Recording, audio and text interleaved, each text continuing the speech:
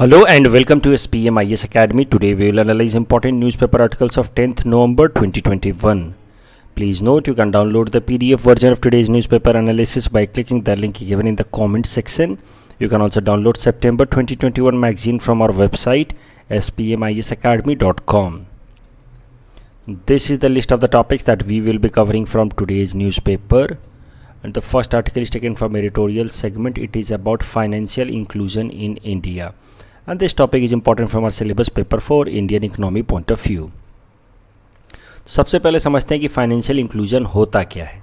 तो financial inclusion means when more and more people are given the service of formal banking system, when more and more people are linked with formal banking system. जैसे देखिए, एक इंसान है, कोई एक individual है, उसका अपना कोई बैंक अकाउंट ना हो या ज़्यादातर वो कैश में डील करता हो, तो वैसे इंसान को कहा जाए कि वो फाइनेंशियली नॉन इंक्लूडेड है या एक्सक्लूडेड है.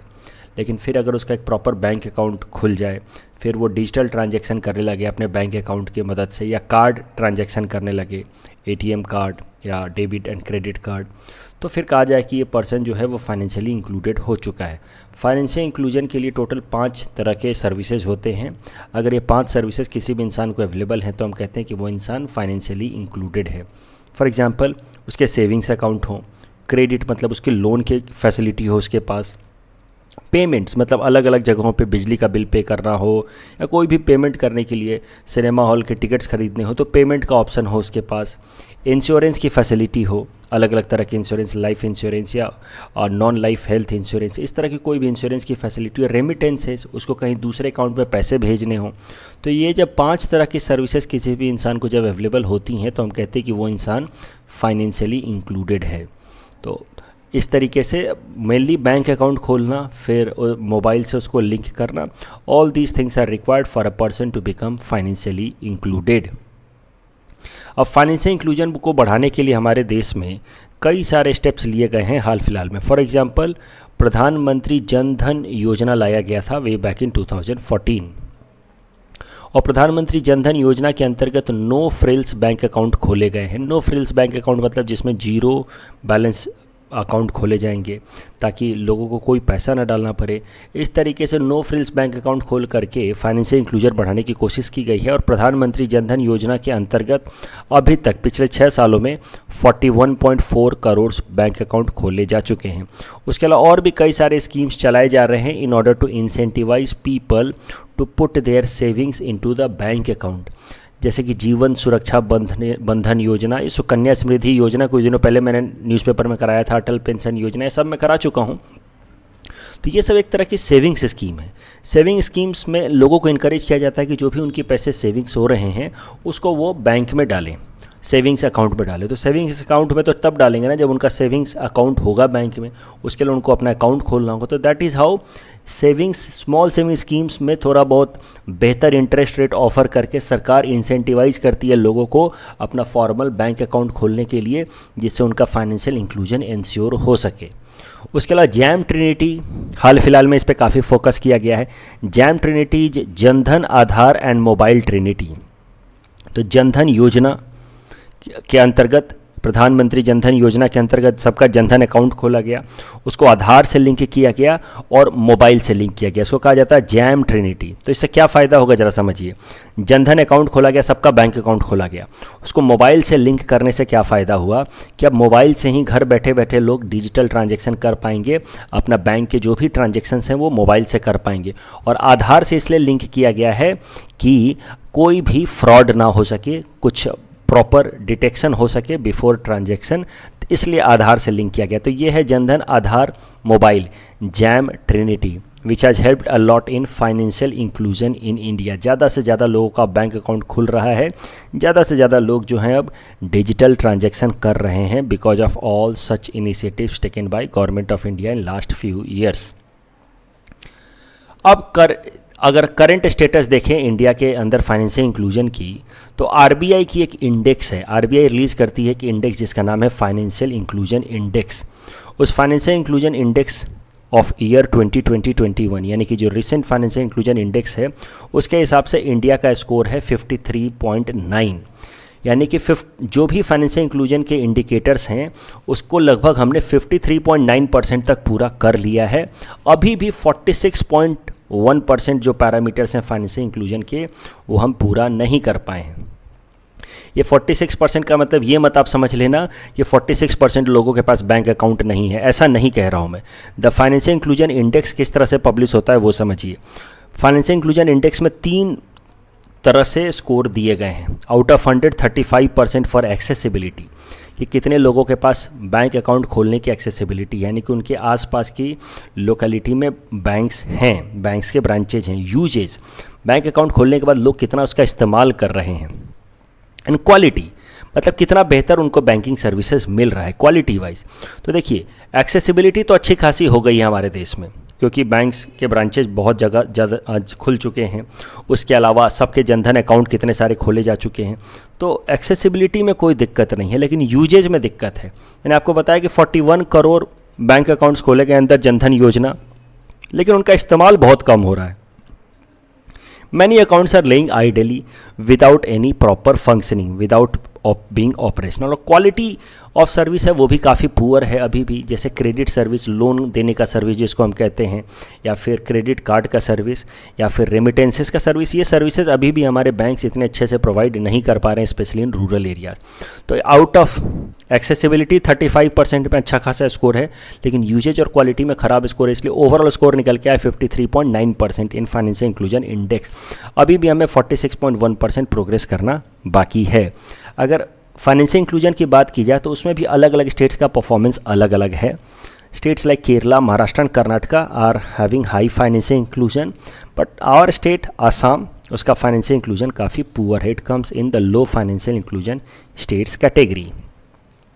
अब करंट आर्टिकल को देखते हैं। तो करंट आर्टिकल ये कहता है कि अगर फाइनेंशियल इंक्लूजन के इंडिकेटर्स की बात की जाए, मेट्रिक्स की बात की जाए, डाटा जिसके बेसिस पे हम कंपेयर कर सकते हैं कि हमारे देश का फाइनेंशियल इंक्लूजन कितना अच्छा है, कितना बेहतर है, तो if you compare India's financial inclusion matrix या data, then you will find that India is now ahead of China. This is mainly on the basis of mobile and internet banking transaction. हमारे देश में mobile और internet banking transaction का rate काफ़ी ज़्यादा बढ़ गया है। मोबाइल पे लोगों का डिजिटल बैंकिंग का ट्रांजेक्शन रेट काफ़ी ज़्यादा बढ़ चुका है in last 5-6 years. If you see पर 1000 एडल्ट्स का अगर 2015 में बात की जाए तो एक साल में 1000 adults on an average 183 internet transaction करते थे, इंटरनेट या मोबाइल बैंकिंग ट्रांजेक्शन करते थे। This is an average data. 1000 adults 183 transaction पूरे साल भर में करते थे। If you take 2015 data, now it has increase to 13,615, यानी कि on an average every 1000 adults make 13,000 digital mobile internet banking transactions by the year 2020। तो सोचिए कितना ज़्यादा हमारे देश में मोबाइल इंटरनेट बैंकिंग ट्रांजेक्शन बढ़ चुका है। तो इस बात से, और ये जो इंडिकेटर है मोबाइल और इंटरनेट बैंकिंग ट्रांजेक्शन्स, इस मामले में हम चाइना से भी आगे निकल चुके हैं। अगर ओवरऑल बैंक ब्रांचेस की बात की जाए तो पर 1 लाख अडल्ट्स पे हमारे देश में 14.7 ब्रांचेज हैं, which is higher than Germany, China and South Africa. So what these data tell us, इसको ज़रा ध्यान से समझिए। इन डाटा से ये पता चलता है कि हमारे देश में सप्लाई साइड फाइनेंशियल इंक्लूजन अच्छी खासी हो गई है। मतलब there are enough options for people to open bank account, enough options for people to make digital transactions, लेकिन there is yet to have progress on the demand side of financial inclusion। अभी भी लोग उतना ज़्यादा इस्तेमाल कर नहीं रहे हैं, खासकर बैंक अकाउंट्स का और खासकर रूरल एरियाज़ में बैंक ब्रांचेस का। तो सप्लाई साइड काफ़ी प्रोग्रेसिव है हमारे देश में, लेकिन डिमांड साइड यानी कि लोगों का इस्तेमाल अभी थोड़ा कम है। एक्सेसिबिलिटी अच्छी खासी है, लेकिन यूजेज में और क्वालिटी में वी आर रिलेटिवली पुअर, और इसी कारण से आरबीआई की फाइनेंशियल इंक्लूजन इंडेक्स के हिसाब से हमारा स्कोर अभी सिर्फ 53.9 निकल के आया है। And there is ample scope for improvement. अगर लेकिन फिर भी ये एक आनंद महिंद्रा जी का एक ट्वीट मैंने आपके साथ शेयर किया था, एक वीडियो भी मैंने यहाँ पे शेयर किया था, बट वो वीडियो अनफॉर्चुनेटली चल नहीं पा रहा है। आनंद महिंद्रा जी ने एक वीडियो शेयर किया था एक बेगर का, एक भिखारी का, जो यूपीआई के थ्रू भीख मांग रहा है। एंड देन ही सेड कि do you need more evidence कि इंडिया में फाइनेंशियल इंक्लूजन और डिजिटल ट्रांजैक्शन बहुत हो रहा है। तो ये वीडियो या इमेज कम से कम मैं PDF में आपके साथ शेयर कर दूंगा। अनफॉर्चुनेटली ये वीडियो मैंने जो अपलोड किया वो चल नहीं रहा है। So here you could see a beggar begging with the huge help of UPI. The next article is taken from international segment. It is about climate change performance index of 2021. This topic is important from our syllabus paper 3 international agencies point of view. काफ़ी छोटा सा article है, climate change performance index 2021। हर साल ये index छपती है और climate change performance index में इन द ईयर 2021 इंडिया की रैंक है 10। अगर 2020 की बात की जाए तो उसमें भी इंडिया की रैंक 10 ही थी। 2021 में इंडिया का स्कोर है 63.98। तो क्या है क्लाइमेट चेंज परफॉर्मेंस इंडेक्स, ज़रा ये देखते हैं। ये एक रिपोर्ट है जो हर साल दुनिया की एक इंटरनेशनल NGO है in the field of climate change and environment protection, जिसका नाम है जर्मन वॉच, वो पब्लिश करती है। तो जर्मन वॉच ये रिपोर्ट पब्लिश करती है, climate change performance index report, in collaboration with new climate institute and climate action network.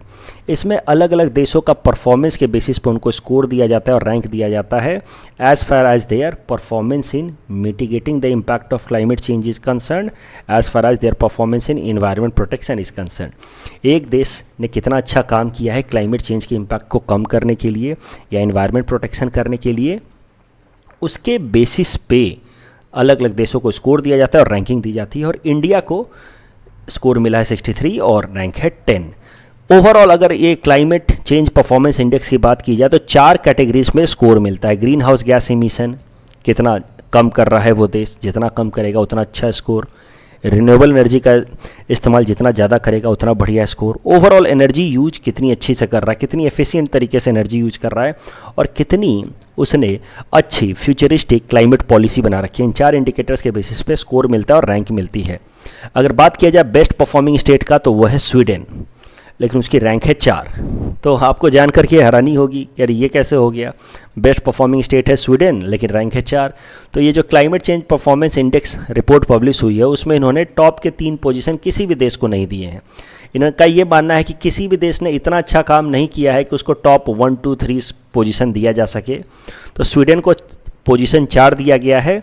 Why? Because no country has performed up to the mark that could help them in having rank between 1, 2, 3। तो 1, 2, 3 का जो rank है वो खाली छोड़ा गया है। आप अपना स्कोर इंप्रूव करो और अच्छा परफॉर्म करो तब टॉप 3 में आपको रैंक दिया जाएगा, otherwise these 3 ranks are vacant till now.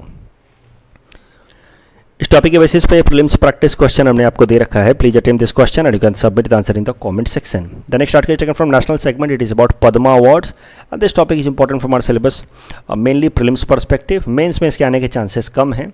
तो देखिए this article talks about civilian awards in India. तो सिविलियन अवार्ड्स यानी कि हमारे देश के अंदर मेनली तो 2 तरह के अवार्ड्स होते हैं, military awards and civilian awards. Civilian मतलब हम जो आम सिविलियन हैं हमको किन किन तरह के अवार्ड्स दिए जा सकते हैं फॉर आवर कॉन्ट्रीब्यूशन। तो सिविलियन अवार्ड्स 2 तरीके के होते हैं, भारत रत्न एंड पद्मा अवार्ड्स। तो भारत रत्न तो आपको पता ही है कि it is highest civilian award, और उसके बाद आते हैं पद्मा अवार्ड्स। पद्मा अवार्ड्स में सबसे ऊपर होता है पद्म विभूषण, फिर होता है पद्म भूषण और फिर होता है पद्म श्री। भारत रत्न जैसे कि मैंने आपको बताया it is highest civilian award that was constituted by government of India in 1954, that is given to a person for his or her exceptional service or performance of highest order, especially in the field of art, literature, science and public service। बाद में 2011 में ये जो 4 fields लिखे थे art, literature, science and public service, उसके अलावा 5वां क्राइटेरिया भी ऐड कर दिया गया, any field of human endeavour. और any field of human endeavour को ऐड करके ही फिर सचिन तेंदुलकर को भारत रत्न अवार्ड दिया गया 2011 में। तो सचिन तेंदुलकर कहीं भी नहीं फिट बैठ रहे थे, ना आर्ट में, ना लिटरेचर में, ना साइंस में, ना पब्लिक सर्विस में, तो फिर ये ऐड करके उनको भारत रत्न अवार्ड दिया गया, any field of human Endeavour. तो क्रिकेट भी एक फील्ड तो है ही, इस कारण से उनको भारत रत्न अवार्ड दिया। तो now there are 5 criteria on the basis of which Bharat Ratna can be given to a person, art, literature, science, public service and any field of human endeavour. Recommendations for Bharat Ratna are made by prime minister to the president, और किसी भी एक साल में maximum 3 लोगों को ही भारत रत्न दिया जा सकता है। भारत रत्न जो वे अवार्डीज होते हैं उनको एक इस तरह का सनद सर्टिफिकेट दिया जाता है along with this peepal leaf shape medallion. But there is no monetary grant associated with Bharat Ratna. अगर भारत रत्न रिसिपिएंट्स की बात की जाए तो they rank is 7th in the Indian order of precedence. जैसे आपने अगर अपनी पॉलिटी पढ़ रखी होगी तो पॉलिटी में आपको पता होगा कि एक ऑर्डर ऑफ प्रेसिडेंस दिया हुआ है कि अगर कोई भी मान लीजिए फंक्शन होता है, कोई भी ऐसे एक कांग्रेगेशन होता है, तो सबसे टॉप मोस्ट प्रेसिडेंस किसको दिया जाएगा, सबसे टॉप मोस्ट प्रायोरिटी किसको दी जाएगी, तो होते हैं प्रेसिडेंट ऑफ इंडिया। इस तरीके से सातवें नंबर पे आते हैं भारत रत्न अवार्डी। एकदम सरल तरीके से मैं बताऊं तो मान लो 15 अगस्त का फंक्शन चल रहा है, तो सबसे पहले किसको सीट दी जाएगी, फिर किसको दी जाएगी, इस तरीके को आप कह सकते हैं ऑर्डर ऑफ प्रेसिडेंस। तो इंडियन ऑर्डर ऑफ प्रेसिडेंस में सबसे ऊपर आते हैं प्रेसिडेंट ऑफ इंडिया, 7वें नंबर पे आते हैं भारत रत्न रिसिपिएंट्स। तो भारत रत्न तो सबसे हाईएस्ट सिविलियन अवार्ड हुआ। भारत रत्न के बाद आते हैं Padma awards. Padma awards were also instituted in the year 1954 and they are of 3 categories, Padma Vibhushan, Padma Bhushan and Padma Shri. And normally these awards are announced on the occasion of republic day. तो 26 जनवरी को ये अवार्ड दिया जाता है, अनाउंस किया जाता है, और उसके 2-3 महीने बाद अप्रैल महीने तक फॉर्मल तरीके से अवार्ड सेरेमनी रख करके लोगों को बुला करके अवार्ड दिया जाता है। तो मुद्दा ये है 26 जनवरी को अनाउंस किया जाता है कि इन लोगों को ये पद्म अवार्ड्स मिले हैं, और बाद में अप्रैल में प्रेसिडेंट हाउस में बुला करके, राष्ट्रपति भवन में बुला करके अवार्ड्स दिए जाते हैं। नॉर्मली अवार्ड्स जो है पोस्ट्यूमसली नहीं दिए जाते हैं, लेकिन ऐसा कोई रूल नहीं है, पोस्ट्यूमसली भी दिए जा सकते हैं। जैसे इस बार आप देखेंगे कि तरुण गोगोई जी को ये पोस्ट्यूमसली अवार्ड दे दिया गया है। और ये जो पद्मा अवार्ड्स होते हैं these are also given for different fields like art, social work, public affair, science, literature, education, sports, civil services. अब जरा देखिए पद्मा अवार्ड ऑफ 2021 के अवार्डीज फ्रॉम असम। तो पद्मा अवार्ड ऑफ 2021 इस साल के पद्मा अवार्डीज तो इसी साल के 26 जनवरी को अनाउंस कर दिए गए थे। हमारे स्टेट से जो हाईएस्ट पद्मा अवार्ड मिला वो पद्म भूषण अवार्ड मिला to former Assam chief minister Tarun Gogoi ji. उसके अलावा 8 लोगों को पद्मश्री अवार्ड मिला हमारे स्टेट असम से। अब आप पूछेंगे कि सर ये आर्टिकल आप आज क्यों पढ़ा रहे हो जब 26 जनवरी 2021 को ये पद्म अवार्ड्स अनाउंस किए गए, तो why are you taking it today? क्योंकि आपने अगर आज का भी असम ट्रिब्यून देखा हो तो ये जो इस साल का जो पद्म अवार्ड है, Padma Bhushan award, you can see कि wife of former Assam chief minister Dolly Gogoi ji is receiving Padma Bhushan award on behalf of her late husband Tarun Gogoi ji. तो मुद्दा ये है कि देखिए मैंने जैसा कि आपको बताया कि हर साल 26 जनवरी को पद्म अवार्ड्स अनाउंस होते हैं और फिर अप्रैल महीने में वो अवार्ड दे दिए जाते हैं राष्ट्रपति भवन में। लेकिन 2020 का यानी कि पिछले साल के पद्म अवार्ड्स और 2021 के यानी कि इस साल के पद्म अवार्ड्स नहीं दिए जा सके राष्ट्रपति भवन में बिकॉज ऑफ कोविड-19। और इसी कारण से पिछले साल का और इस साल के पद्मा अवार्डीज़ के लिए सेरेमनी हाल फिलहाल में रखी गई है। परसों 2020 के पद्मा अवार्डीज़ को सम्मानित किया गया राष्ट्रपति भवन में और कल 2021 के पद्मा अवार्डीज़ को सम्मानित किया गया राष्ट्रपति भवन में। The next article is taken from environment segment. It is about sustainable agriculture policy. This topic is important from our syllabus paper for environment point of view. तो देखिए मैंने आपको sustainable agriculture policy action agenda के बारे में बताया था day before yesterday 8 तारीख को, यानी कि परसों के दिन है। न्यूज़पेपर एनालिसिस में मैंने आपको बताया कि कॉन्फ्रेंस ऑफ पार्टी नंबर 26 जो ग्लासगो में चल रही है at Scotland of United Nation framework convention on climate change, उसमें एक एग्रीकल्चर को सस्टेनेबल बनाने के लिए एक पॉलिसी एक्शन एजेंडा अनाउंस किया गया जिसका नाम है sustainable agriculture policy action agenda. और वहाँ पे मैंने आपको बताया था कि इसको दुनिया के 27 देशों ने इंक्लूडिंग इंडिया ने साइन कर दिया है। लेकिन अब उसमें थोड़े से चेंजेस हैं, ध्यान से सुनिएगा। 8 अक्टूबर को जो मीडिया में रिपोर्ट्स आई थी उसके हिसाब से ये जो sustainable agriculture policy action agenda है उसको इंडिया ने भी साइन कर दिया है, ऐसा उन रिपोर्ट्स में लिखा था। लेकिन अब भारत सरकार की तरफ से क्लैरिफिकेशन आया है कि नहीं, इंडिया ने इस सस्टेनेबल एग्रीकल्चर पॉलिसी एजेंडा को साइन नहीं किया है। It is fake, it is rumour. तो देखिए मैंने भी यही बताया था जब 8 तारीख को यानी कि परसों जब मैंने ये आर्टिकल कवर किया था, ये sustainable agriculture action policy agenda Bharat सरकार ने साइन कर दिया है। लेकिन अब भारत सरकार ने कहा है कि नहीं, इन्होंने साइन नहीं किया। तो प्रीलिम्स में आ जाएगा तो गलती मत कीजिएगा। देखिए ये रिपोर्ट में भी ऐसा लिखा है, India on Tuesday dismissed reports that it had signed up action agenda on sustainable agriculture at the ongoing conference of party number 26 and it claimed that the report are baseless and factually incorrect। तो जो report आई थी परसों उसके basis पे मैंने बता दिया था कि इंडिया ने इसको साइन किया है, लेकिन अब भारत सरकार ने क्लैरिफिकेशन दे दिया है कि इंडिया ने इसको साइन नहीं किया है। अब भारत सरकार ने ये भी जवाब दिया कि हमने इसको क्यों साइन नहीं किया है, why India has not signed it. तो भारत सरकार ने कहा कि देखिए हमारे देश में ऑलरेडी कई सारे स्कीम्स चल रहे हैं in order to ensure sustainable agriculture, कि एग्रीकल्चर सस्टेनेबल तरीके से चले, इसके लिए कई सारे स्कीम्स चल रहे हैं। सबसे पहला scheme national mission for sustainable agriculture. ये national mission for sustainable agriculture 2008 में अनाउंस कर दिया गया था। It is sub component of national action plan for climate change. तो अगर आपने अपने इन्वायरमेंट कर रखे हैं बेसिक इन्वायरमेंट, तो आपको पता होगा कि एक सबसे इंपॉर्टेंट इनिशिएटिव लिया था भारत सरकार ने 2008 में regarding mitigating the impact of climate change, और उस इनिशिएटिव का नाम था national action plan for climate change.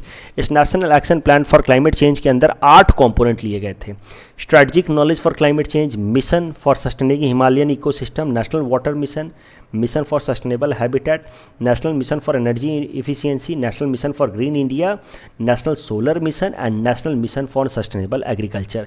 तो इन 8 में से एक ऑलरेडी एक इनिशिएटिव है national mission for sustainable agriculture जो भारत सरकार ले चुकी है, और उस national mission for sustainable agriculture which is one of the 8 component of national action plan for climate change, इसके 3 मेजर कॉम्पोनेंट भारत सरकार ने अनाउंस किए। Rainfed area development programme, rainfed मतलब वो एरिया जहाँ पे नेचुरल तरीके से इरिगेशन की फैसिलिटी नहीं है, वहाँ के इस ओवरऑल ड्रेनेज बेसिन को डेवलप किया जाए। On farm water management and soil health management, ये 3 कंपोनेंट भारत सरकार ने अनाउंस किए। आप कह सकते हैं 3 स्कीम अनाउंस किए भारत सरकार ने अंडर द सस्टेनेबल एग्रीकल्चर। तो national mission for sustainable agriculture which is part of national action plan for climate change.